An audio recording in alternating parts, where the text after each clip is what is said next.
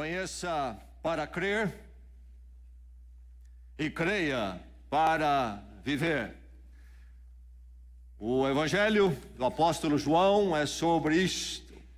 E estamos olhando então este Evangelho, o quarto dos 4 evangelhos que temos na Palavra de Deus, no Novo Testamento, procurando entender o que é que o Evangelho ensina sobre a pessoa de Cristo, para que possamos crer de forma informada e então, assim, encontrarmos vida. Nós vamos focar hoje, continuando a nossa caminhada nesse Evangelho, no capítulo 4, lendo do verso 1 até o verso 26. E antes de ler o nosso texto, quero recordar 2 versos que se encontram no fim já do Evangelho, onde o propósito, a razão por que este livro foi escrito está bem expressa.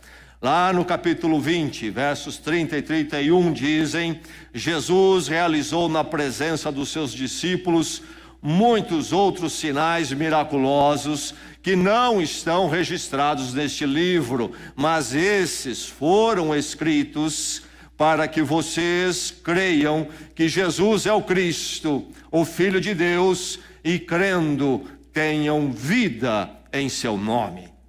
Grande propósito, sublime propósito, para que crendo vocês tenham vida em seu nome. Vamos ao texto desta noite, no capítulo 4, então. Vamos começar com o verso 1, a leitura da palavra do Senhor, palavra de Deus, a palavra única, a palavra então que responde ao nosso anseio mais profundo e encontra a sua vida onde está neste momento. Que agora então seu coração se abra a palavra de Deus. Ouçamos a narrativa, diz assim: os fariseus ouviram falar que Jesus estava fazendo e batizando mais discípulos que João, embora não fosse Jesus quem batizasse, mas os seus discípulos. Quando o Senhor ficou sabendo disso, saiu da Judeia e voltou uma vez mais para a Galileia. Era-lhe necessário passar por Samaria.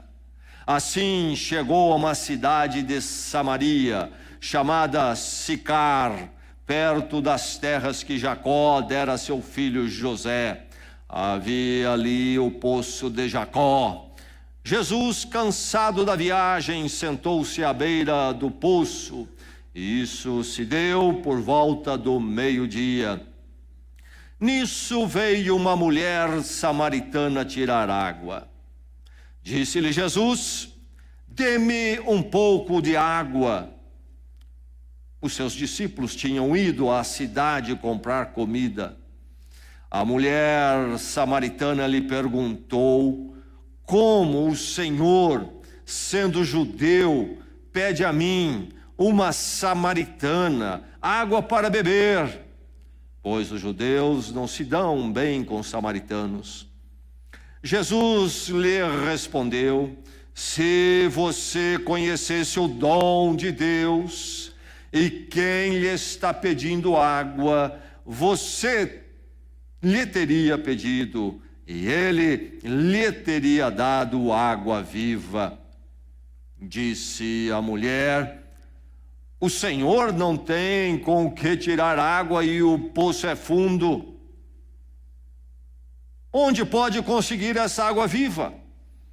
Acaso o Senhor é maior que o nosso pai Jacó, que nos deu o poço do qual ele mesmo bebeu, bem como seus filhos e seu gado?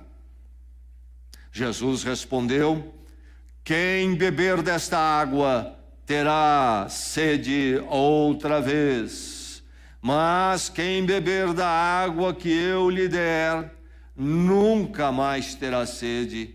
Ao contrário, a água que eu lhe der se tornará nele uma fonte de água a jorrar para a vida eterna. A mulher lhe disse: Senhor, dê-me dessa água para que eu não tenha mais sede, nem precise voltar aqui para tirar água. Jesus lhe disse: Vá, chame o seu marido e volte. Não tenho marido, respondeu ela. Disse-lhe Jesus: você falou corretamente, dizendo que não tem marido. O fato é que você já teve 5. E o homem com quem agora vive não é seu marido. O que você acabou de dizer é verdade. Disse a mulher: Senhor, vejo que é profeta. Nossos antepassados adoraram neste monte, mas vocês, judeus, dizem que Jerusalém é o lugar onde se deve adorar.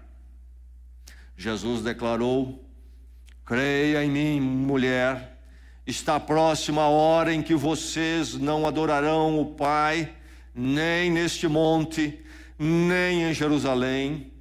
Vocês, samaritanos, adoram o que não conhecem, nós adoramos o que conhecemos, pois a salvação vem dos judeus. No entanto, está chegando a hora, e de fato já chegou, em que os verdadeiros adoradores adorarão o Pai em espírito e em verdade.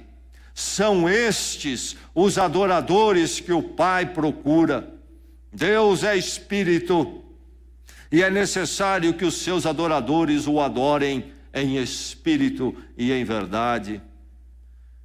Disse-lhe a mulher: eu sei que o Messias, chamado Cristo, está para vir. Quando ele vier, explicará tudo para nós. Então, Jesus declarou: eu sou o Messias, eu que estou falando com você. Verso 23 e 24, mais uma vez.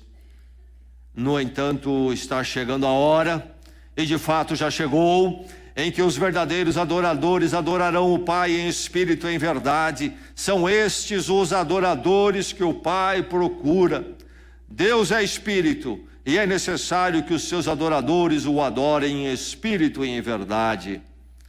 O verso 26, então Jesus declarou: eu sou o Messias, eu que estou falando com você.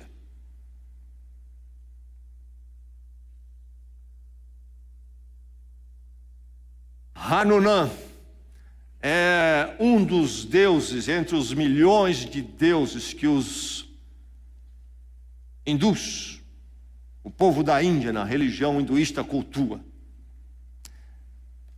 É um dos cultos que mais me choca, porque Hanunã é um macaco. A estátua dele é a estátua de um macaco.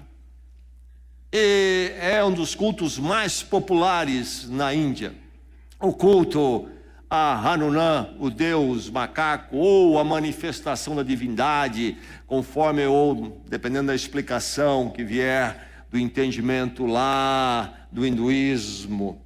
Hanunã, o deus macaco, um herói na mitologia religiosa das histórias épicas do hinduísmo. Popular Deus, há até um festival durante 2 meses quase, quando celebram este Deus. Antropologia, o estudo do ser humano, fala que, entende que o homem, o ser humano, cria, faz e procura deuses para cultuar, e dá uma série de explicações para isto, e tenta relatar como é que isso acontece nas diversas culturas. E certamente, olhando cultos como ao deus macaco Hanunã, se pensa nessa direção, é possível se pensar nessa direção, de que é algo explicável à luz de certas inseguranças, incertezas do ser humano. Então, que o ser humano é que fica criando e procurando esses deuses para cultuar. Mas a verdade é que todo ser humano é um adorador. Eu disse, todo ser humano é um adorador. E você diz, olha, eu conheço alguém que não é. Não há ser humano que não adore. O ser humano, criado à imagem e semelhança de Deus, o seu lado espiritual, então, que o distingue de tudo mais, é um ser que é essencialmente religioso e adorador. Todo ser humano é um adorador. O que separa os seres humanos não é que um grupo é adorador e outra parte da humanidade não é adoradora. O que separa é que alguns adoram corretamente e outros adoram equivocadamente. Sim, há o culto a um Deus macaco e talvez muitos de nós diríamos que coisa estranha. Mas as pessoas cultuam coisas que pertencem a um nível parecido. Quando não cultuam corretamente, cultuam equivocadamente qualquer coisa. Sempre há um altar no coração humano. Materialismo é um dos grandes deuses da nossa época. As pessoas cultuam coisas, o financeiro, o material, e há uma devoção profunda, religiosa. Nesses dias, quando os Jogos Olímpicos acontecem aqui no Brasil, de um lado há ali um entretenimento, ali algo interessante em termos do que o ser humano consegue desenvolver e fazer com as suas habilidades, mas ali há muito de religioso. Para muitos aquilo é um culto, é uma adoração, é tudo na vida, é o altar onde eles queimam a sua vida e a sua primeira devoção. Enfim, o ser humano é adorador, alguns corretamente, outros equivocadamente. Seria adoração, então, algo estranho ao ser humano? Não, a essência do ser humano. Todo ser humano é adorador, ele não consegue viver sem adorar. Mas quando pensamos que o ser humano é um adorador, é muito fácil caminharmos junto com a antropologia e ficarmos explicando a adoração como algo que o ser humano cria, e cria Deus, e cria adoração, e procura adoração. E aí, olhando a palavra de Deus nesta noite, nós somos confrontados que isto na verdade tem primeiramente um outro ângulo. Porque aqui diz o texto, Jesus Cristo falando, estes são os adoradores que o Pai procura. Que o Pai procura, não é adoração, a adoração não é relacionada àquilo que nós procuramos, mas Deus é quem procura em nós e entre nós os adoradores. Antes de nós procurarmos a Deus, Deus procura a nossa adoração. Deus procura adoradores. É a grande mensagem. Devemos entender que este é um princípio governador de todo esse texto, todos esses versos que nós lemos aqui. Deus procura adoradores, os adoradores que o Pai procura. Deus procura a sua adoração. Deus procura a sua adoração. O que isto traz para nós, que verdade nos revela, nos mostra? Isto revela uma verdade tremenda e profunda, que não é explicado, não se encaixa com as explicações humanas, das ciências humanas, antropologia, qualquer outra que tenta explicar a fé e a adoração. Isto revela o quê? Revela um Deus que lhe busca. Um Deus que lhe busca do seu trono de glória, numa existência independente, transcendente acima. De lá, Deus lhe busca. Não é um Deus indiferente na sua glória, na sua autossuficiência, mas é um Deus que vai atrás de você. É um Deus que vai atrás de cada um de nós. É o que Jesus Cristo revela, Deus encarnado em Cristo, conversando com esta mulher. Revela esta grande mensagem, que o nosso Deus é um Deus que nos busca, louvado seja o Senhor por isto. Um Deus que dá esse trabalho, se dá esse trabalho. Um Deus que se move e se aplica em nos buscar. Um Deus de compaixão, um Deus de amor, um Deus que vai atrás. Diz o texto aqui, a narrativa, que Jesus estava batizando na região da Judéia. E começou então aquele batismo, ele mesmo não batizava, na autorização dele, seus discípulos batizavam, mas ele falava e ensinava, e ali a multidão começou a vir, e começou a surgir ali uma preocupação dos líderes religiosos, daqueles que influenciam, os fariseus. E então Jesus percebe, desculpe-me, aquele movimento poderia apressar as coisas, sair fora dos planos de Deus. Então eles resolvem deixar a Judéia e subir para a Galileia, sair do sul e para o norte. Mas entre a Judéia e a Galileia havia uma região chamada Samaria, onde habitavam ali os samaritanos. Lá no Velho Testamento, 8 séculos antes de Cristo, a nação de Israel estava dividida em 2 reinos, do norte e do sul. E os 2 reinos andaram para longe do Senhor, e os 2 acabaram sofrendo na mão de impérios vizinhos. Primeiro, o Império de Israel do norte sofreu debaixo da Síria em 722, foram invadidos, arrasados, muitos e muitos deportados para o exílio. E os assírios usavam a tática de trazer povo deles para repor aqueles que eles levaram, e assim esvaziar a força da cultura, do pensamento do povo local, eliminando possibilidades de revolta. E ali isso aconteceu.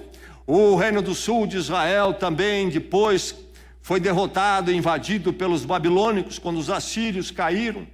Os babilônicos subiram, e então o reino do sul, onde estava Jerusalém, aquele reino foi invadido pelos babilônicos, e também ali aconteceu um problema semelhante. Mas o reino do sul foi restaurado, Jerusalém foi reconstruído, o templo foi reerguido. E quando eles fazem isso e o povo volta à Babilônia, eles encontram que na região vizinha, onde os seus irmãos do norte habitavam, havia acontecido um problema. Ali surgiu uma mistura de judeus com não-judeus, povo pagão que os assírios haviam trazido para lá. E dessa mistura surgiu então o povo samaritano, um povo que queria se identificar com o povo de Deus, mas não pertencia à linhagem do povo de Deus. E isto então trouxe uma dificuldade tremenda cultural e religiosa. E ali havia uma antipatia. E então os samaritanos, sendo rejeitados pelos judeus, tomaram as verdades da fé e desenvolveram para eles mesmos, tomando os 5 primeiros livros da Bíblia no Velho Testamento, o Pentateuco, desenvolveram as suas próprias formas de culto e adaptaram para que se cumprisse entre eles aquilo que estava no Pentateuco, e aceitavam apenas os primeiros 5 livros. Já que não podiam ir a Jerusalém, criaram no Monte Gerizim o seu lugar de culto, o seu templo. Por volta do ano 400 a.C., o templo deles, samaritanos, foi levantado ali. Depois foi destruído pelos judeus no ano 128 a.C. Mas, mesmo depois da destruição, continuou sendo o lugar de adoração dos samaritanos. Mas a rixa e também a antipatia e até o preconceito era tão profundo que os judeus se recusavam passar pelo território dos samaritanos. Para irem do seu território na Judéia para o território da Galileia, deixavam de passar o terreno de Samaria que ficava no meio, e procuravam contorná-lo, indo para a parte oriental, onde estava o Jordão, e contornando chegavam à Galileia. Mas o texto aqui diz que nesse quadro complexo, difícil, tremendo, essas coisas que o coração humano cria, diz o texto aqui que era-lhe necessário passar pela Samaria. Quando Jesus entende que ele precisa deixar a Judéia e ir para a Galileia, diz o texto, era-lhe necessário passar por Samaria. Jesus vai fazer algo que não era costumeiro dos judeus fazer: passar pelo território samaritano, porque era-lhe necessário. Qual seria a obrigação? Nenhuma, a não ser esta, que era o plano de Deus, que ele passasse por aquele território, e ali então acontecesse o que aconteceu aqui, para que então a missão que Deus realizava em Cristo pudesse ser entendida e estabelecida. Algo que transcendia os preconceitos humanos e as ideias humanas sobre culto. Por isso era-lhe necessário atravessar a Samaria. Esse Deus que busca mesmo, até mesmo os samaritanos, tão rejeitados pelos judeus. Busca de forma chocante, porque Jesus, quando está à beira do poço, cansado, viagem longa, está perto deste poço, o poço de Jacó, 70 quilômetros mais ou menos de Jerusalém. Jesus, ao ver que esta mulher está tirando água daquele poço, um poço muito fundo, até hoje lá em Israel está esse poço de Jacó, você pode visitar, perto do Monte Gerizim. Jesus pede a ela um pouco de água, enquanto seus discípulos foram à cidade comprar algum alimento. E a mulher então fica assustada com o pedido de Jesus. Jesus diz: dê-me um pouco de água. E ela diz: como o Senhor, sendo judeu, pede a mim, uma samaritana, um pouco de água. Há um choque no ar. E o choque é muito grande, por isso que a mulher faz essa colocação. Seria tão fácil dar um copo de água para ele. Mas aquilo é assustador. É um escândalo até, na verdade. Como o Senhor, sendo judeu, pede a mim, uma samaritana, um pouco de água. Ah, que situação complexa aqui. Primeiramente, ela é samaritana. Os judeus, diz o texto, não se davam com os samaritanos. Não é que não podiam fazer alguma transação, podiam. Tanto é que os discípulos vão à cidade comprar alimento. Mas o que está embutido aqui é o seguinte: o judeu não partilharia uma refeição ou usaria os mesmos utensílios de uma refeição que um samaritano usasse. Eles eram impuros. E Jesus diz: me dá um pouco de água. Empresta a sua caneca com água. Do seu balde que você está tirando água, me dê um pouco de água, eu vou beber. Como o Senhor pede a mim, samaritano, um pouco de água. Ah, esse Deus que busca de forma diferente, não conhece preconceitos, não conhece barreiras, busca cada um de nós. Mas não somente Jesus mostra que esse Deus busca além dessas barreiras culturais, raciais, ou seja, qualquer outra que criarmos, mas ele também está falando com uma mulher. Quando os discípulos voltam, diz o texto mais à frente, da cidade, ficam surpresos que ele está falando com uma mulher. Um homem judeu não falaria com uma mulher em público, fora do seu contexto do lar. E um rabino em particular, como Jesus Cristo era, não falaria com uma mulher. E Jesus Cristo está falando com uma mulher. Muito antes de se falar em inclusão, o amor de Deus em Cristo já falava sobre que todos nós somos iguais diante do Senhor. E ele então atravessa uma outra barreira e vai falar com uma mulher. Ah, o Deus que busca. Esse texto revela, sim, um Deus que procura a sua adoração, mas revela então um Deus nisso que busca. Mas ela não era uma mulher que talvez um homem decente procurasse, quisesse conversar. Fica revelado no texto. Era uma mulher de uma vida complicada. Quando Jesus pede para ele buscar o marido dela, ela responde: não tenho marido. E Jesus então, conhecendo todas as coisas, diz: é verdade, você não tem. Você teve 5 já. Teve um, divorciou, teve outro, divorciou, teve outro, divorciou, recasou 5 vezes. Na lei de Moisés, o divórcio era permitido, mas nos ensinos rabínicos, colocou-se um parâmetro, que para uma mulher, no máximo 3 divórcios e recasamento, e não mais.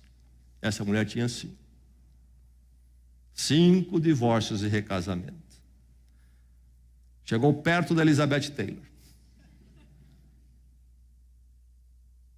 Mas tinha mais. Esse com quem você vive agora não é seu marido. Diz o texto que essa mulher foi ao poço ao meio-dia. Oriente Médio, sol quentíssimo, poço fora do vilarejo. Lá foi ela tirar. E o contexto deixa bem claro que Jesus estava ali, chega aquela mulher e ela só. Não era hora normal para se ir ao poço buscar água. Ia-se de manhã, no frescor da manhã, carregar um jarro de água para casa, andando muitos metros. Provavelmente, entende muitos comentaristas, que essa mulher ia a uma hora diferente, porque não era aceita em companhia das outras. Uma mulher de moral reprovável. Ah, o Deus que busca. Você talvez essa noite diga: você não conhece minha história. Talvez nem as pessoas à minha volta conhecem. É uma história muito terrível. Deixe-me dizer que o Deus que procura adoradores é um Deus que busca todos nós. Não importa a sua história. Ele vem atrás de você, revela um Deus que lhe busca. A iniciativa é divina. Nós pensamos que é humano. Uma coisa que acontece quando nós nos convertemos e entendemos esse Deus que busca em Cristo Jesus e entregamos nossa vida a Cristo. Uma coisa que entendemos, aliás, um processo que acontece é que no primeiro momento nós pensamos: olha, eu busquei Deus em Cristo. Mas quando aquilo amadurece, começamos a olhar de forma retroativa, começamos a perceber a mão de Deus sobre nós, e nós percebemos que na verdade Deus nos buscou primeiro. Mas na história é Deus quem procura. Deus vem em Cristo. Deus vem atrás da humanidade na grande história da salvação no Velho Testamento e prometendo Jesus Cristo, e Ele vem em Cristo. Essa é a grande diferença. Essa é a grande diferença entre Cristo, a verdade de Deus, e as religiões que os seres humanos criam e que a antropologia tenta explicar como um anseio humano e que cria essas coisas religiosas. Porque as religiões é realmente sobre o ser humano.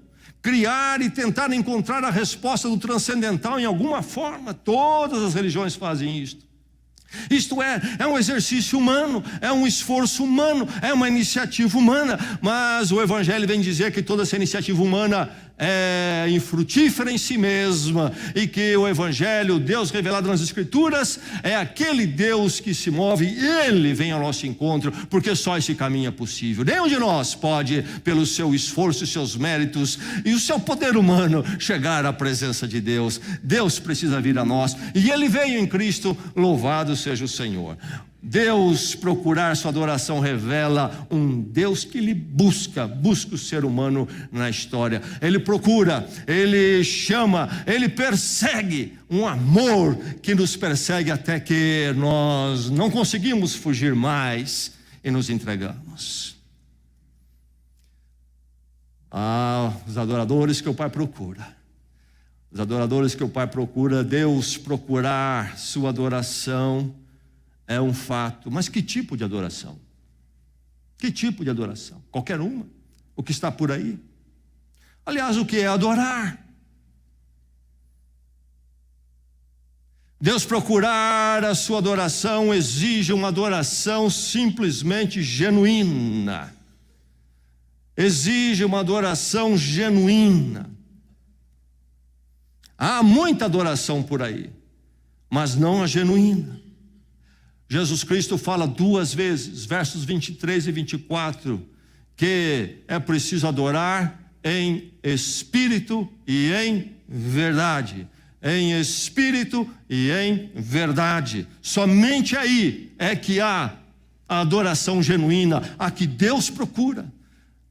Deus procura a sua adoração, mas isso exige uma adoração genuína, isto é, em espírito e em verdade.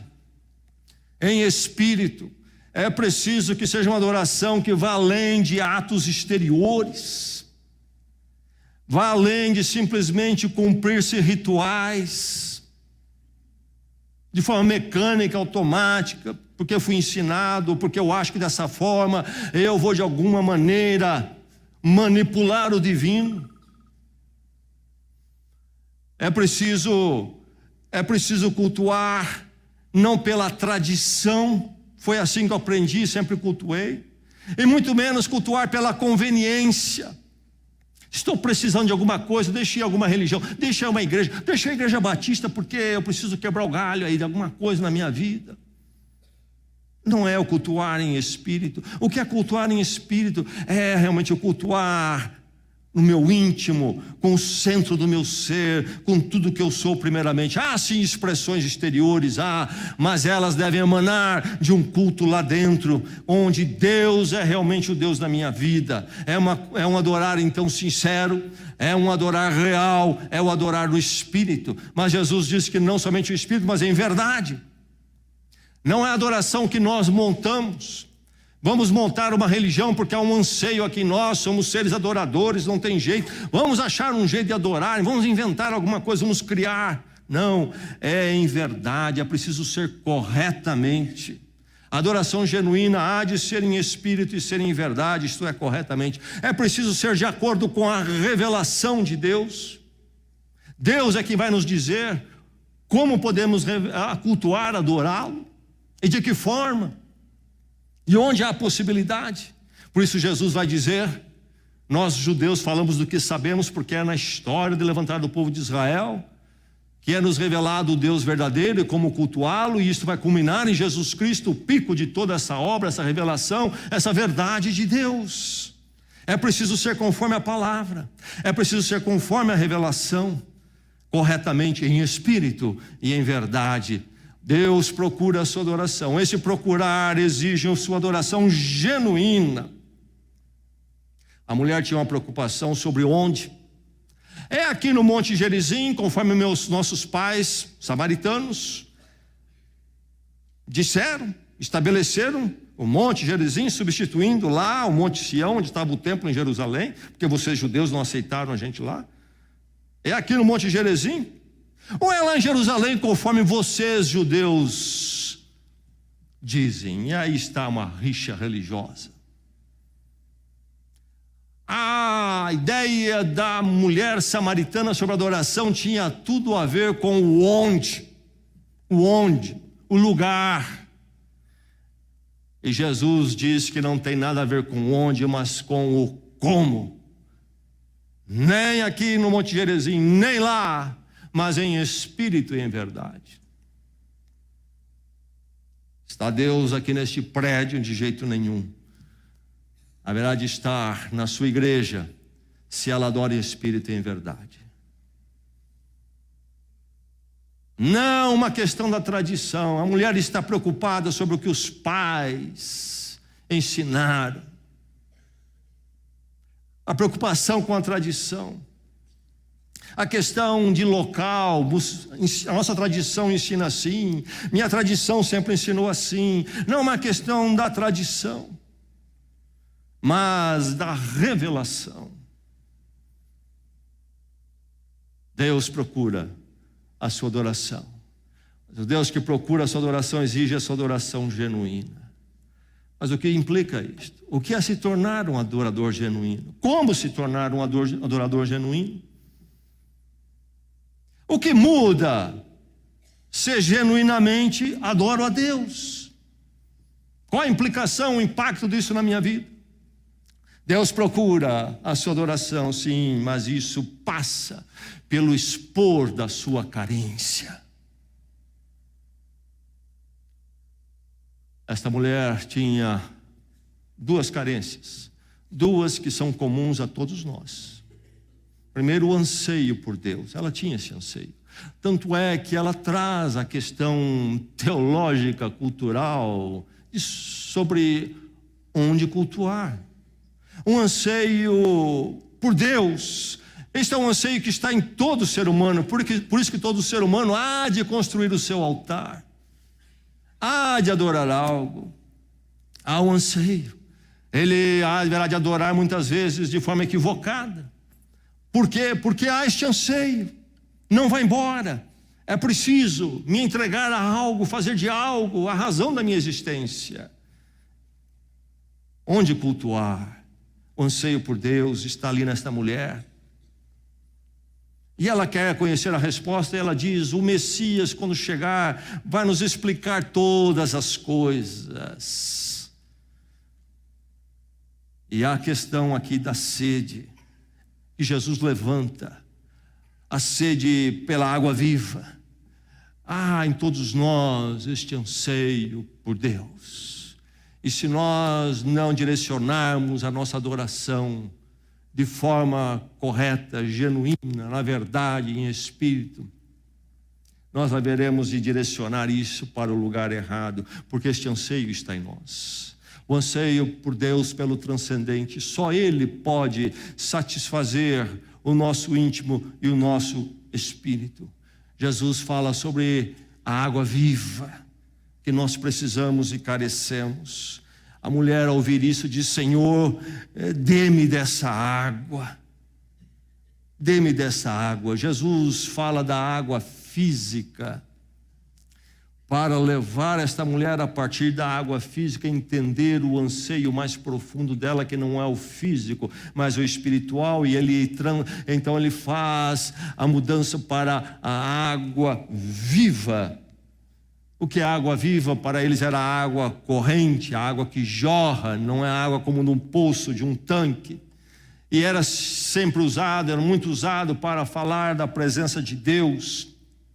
A água parada é aquela limitada, e vamos ali, mas a água que jorra é chamada água viva, nessa abundância sem parar.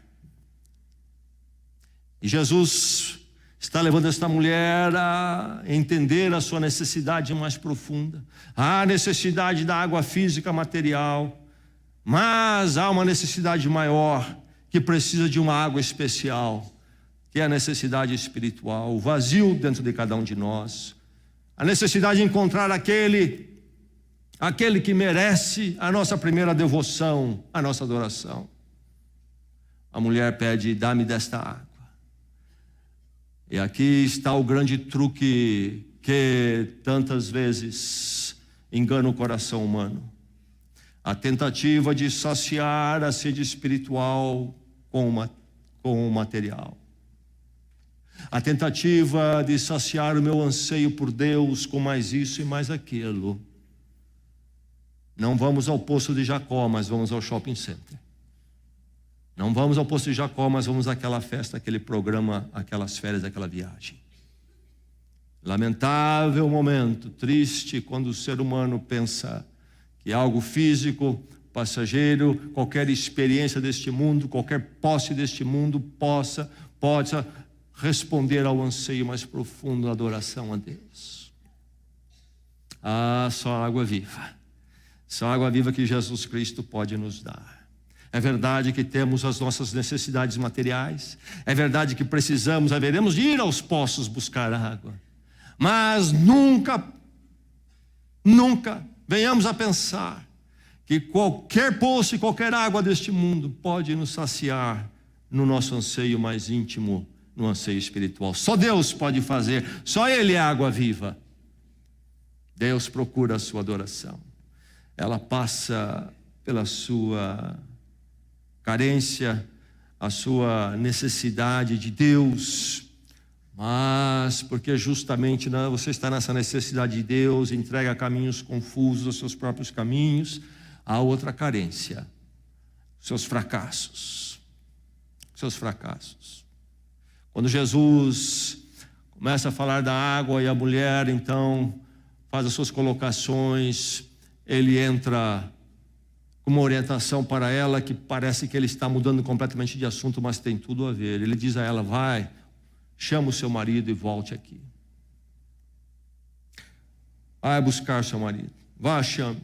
E ela responde: não tenho marido.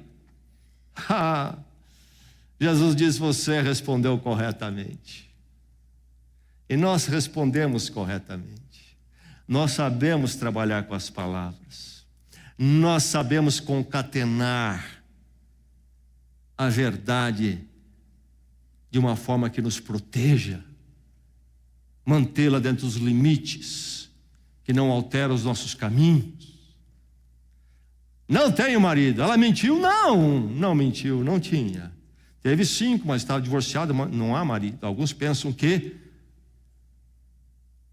um ex-marido é marido ainda. Não, divorciou, não é mais. Mas Ela morava com um homem, mas nunca casou com ele. Não tenho marido. Palavra verdadeira, mas não tanto. A situação daquela mulher é tremenda. Não tenho marido.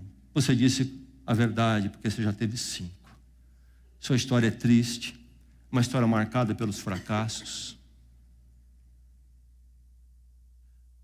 Vida que não conheceu ainda o anseio satisfeito em Deus, água viva.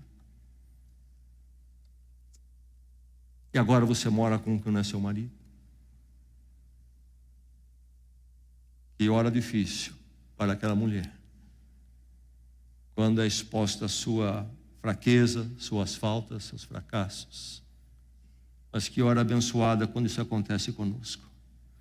E então nossas meias palavras e meias verdades são expostas. E nós vemos aquilo que Deus vê, e Ele mostra a nós o que Ele vê em nós. E entendemos como a nossa história é uma história marcada por todo tipo de fracasso diante de Deus e diante de nós. Em pensamentos, em ações, em palavras. Uma mulher que precisava ir num horário diferente, marginalizada ao poço. Andamos pelos nossos caminhos, a história é triste, uma história de fracasso. Deus procura adoradores, sim, Deus procura a sua adoração, e isto passa pelo expor a sua carência de Deus, a sua carência moral, de fracassos diante de Deus, talvez muito bem aprovado por pessoas à sua volta, quem sabe seja o caso, mas não diante de Deus, e você sabe disso, e Deus sabe também. Não há nenhum de nós aqui que não se assemelha a esta mulher nesta noite. Grande é a nossa carência. E feliz e abençoado aquele que um dia pôde ver isto e reconhecer isso com quebrantamento e humildade. Há tanta adoração aí fora. Tanta adoração que não expõe a carência. Estamos ótimos e perfeitos, apenas um pouco mais de esforço da nossa perfeição maravilhosa e chegamos lá. É assim que as pessoas estão vivendo e pensando, iludidos, enquanto são famintos, carentes, fracassados, nunca chegarão ao Senhor. Deus procura a sua adoração que passa pelo expor a sua carência. Como pode um carente então adorar esse Deus que busca essa adoração? Como posso eu adorar ao Senhor? Como posso eu me tornar um deles, um adorador de Deus? Hoje, a vida eterna que Jesus diz aqui, a água viva que há de produzir a vida eterna, a vida com Deus, hoje, ser um adorador hoje e para todos sempre. Como posso eu, esse carente, distante, rompido com Deus, faminto, sedento, e nos meus caminhos fracassados, e como me encontrar com esse Deus, eu um devedor, um culpado, com essa história que é minha? Como que Deus me busca, sendo eu quem sou? Como espera Ele que eu vou poder ser um adorador dEle, ser digno disto? Deus procura adoradores. Ao procurar a sua adoração, lembre-se que isto é viabilizado através de Cristo e somente aí. Não há outro jeito. Nenhum de nós poderia merecer ou fazer a parte de Cristo. A mulher lhe aguardava o Messias. Havia a promessa do Velho Testamento: o Messias virá, o ungido, o Cristo, aquele prometido. Ele virá, e quando Ele vier, todas essas coisas da minha vida e tudo mais será esclarecido. E como cultuar a Deus e encontrá-lo. Este anseio pelo Messias, em alguma medida, de alguma forma, está em todo o coração. Há um aguardar por uma solução e uma resposta lá, em algum momento, em algum instante, haverá de vir. O que acontecia com esta mulher de forma tão clara na sua tradição religiosa, está presente em todo ser humano. E aí é que Jesus responde a ela: mulher, eu sou. E é importante lembrarmos que na construção da língua original do grego antigo, Jesus não diz eu sou Ele, mas primeiramente essa expressão separada, eu sou. porque essa expressão se refere a Deus, Yahvé, aquele que é, e é em si mesmo a existência plena, autossuficiente, aquela existência que nenhum de nós tem. E Deus é realmente, Deus é o ser absoluto. Eu e você temos uma existência dependente, uma existência que pode ser eliminada, ou poderia nunca existir. Deus é aquele que existe necessariamente e há de existir sempre. Eu sou. A minha existência é possível a partir da existência de Deus, aquele que é eternamente. E Jesus diz, eu sou. E depois então diz, aquele que fala contigo é Ele. Essa é a construção. Sim, Ele é Deus conosco, eu sou. Mas fica bem entendido que esse Deus conosco é aquele que se revela em Cristo, aquele que é eternamente, vem se manifestar no Messias, Cristo. Chegou a hora, eu sou. Como poderíamos nós encontrarmos com Deus? Deus procura, Deus busca, e Ele procura e busca de uma forma tremenda, e chega a ser acessível, andando como um de nós, entre nós na história, que busca, que procura. Eu sou o Cristo. É o mediador único e suficiente, não há outro. Eu sou o Cristo, não mais um Cristo. Há tantos deste mundo, procure achar um, eu sou um deles. Não, eu sou o Cristo. Aquele que vai à cruz, mediador único, suficiente. Se eu vou ser adorador, um dia haverei de passar por Jesus Cristo, e é através dele que haverei de me encontrar com Deus, e encontrar a vida com Ele, hoje e para sempre, a vida eterna. Porque em Cristo manifesta-se a graça de Deus, a dádiva que nós não merecíamos. Mulher, disse Jesus, mulher, se você conhecesse o dom de Deus, e quem lhe está pedindo, você pediria água.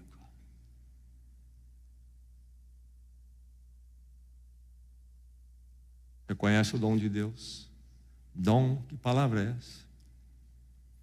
Me parece uma palavra que nos confunde, mudou bastante o sentido. Dom é dádiva. Aquilo que essa mulher não merecia. Quem é essa mulher? Uma mulher longe dos caminhos do Senhor, uma mulher de história triste. Mas Jesus diz a ela, se você conhecesse a dádiva de Deus, você soubesse quem lhe está pedindo, você pediria e seria dado. A graça, Deus em Cristo nos procura. Como posso eu, um carente, me encontrar com Deus? Em Cristo Deus nos dá o seu perdão, o dom, a dádiva de Deus, Cristo, aquele que vai à cruz por nós e se dá a dádiva de Deus ali, e morre a minha morte plena e completa. Toda a minha história, a história dessa mulher, caiu sobre ele, dádiva de Deus, para que eu pudesse me tornar um adorador, responder ao anseio do meu ser, encontrar água viva. Quem dela beber jamais terá sede. Quando eu me encontro com Cristo, jamais haverei de terei sede física. Irei a poços materiais, mas não procurarei mais nada, porque Cristo, Deus em Cristo, responde plenamente no seu perdão e graça. Louvado seja Deus. A fonte de água viva. A mulher confundindo as coisas ali, pensa na água do poço. Aquela obra do ser humano sempre buscar. E nós fazemos isto na vida física, material, temos uma necessidade, temos nossas sedes, vamos aos nossos esforços e pensamos que podemos fazer o mesmo na área espiritual. A água viva não vem de poço humano, nem Jacó podia ter cavado um poço de água espiritual. A água viva é nos dada, é dom de Deus. É o próprio Deus vindo a nós em Jesus Cristo. Você lhe teria pedido e Ele lhe teria dado água viva. Você já tem água viva na sua vida. Você já é um adorador. Deus procura a sua adoração. É em Cristo Jesus. Enquanto você não encontrar, eu não sei ser um adorador. Você haverá de se arrastar sedento e sedento, aqui e ali, pensando que pode saciar nos poços do mundo, para se achar novamente e novamente sedento. E às vezes puxamos um balde tremendo de água, e como nós dizemos na palavra derivada, nós nos esbaldamos. E quando nós esbaldamos, nós esquecemos a nossa sede da água viva, até que acabe aquele balde e caímos novamente na triste realidade e vemos que aquilo foi uma ilusão passageira. Deus procura a sua adoração, porque sem ela você fica na adoração equivocada e eternamente sedento. Deus nesta noite quer saciar, quer lhe dar a pessoa dele no amor, na dádiva em Jesus Cristo, e dar a vida com ele, a vida eterna, para que você nunca mais tenha sede. Você é um adorador? Vamos orar, vamos à presença de Deus.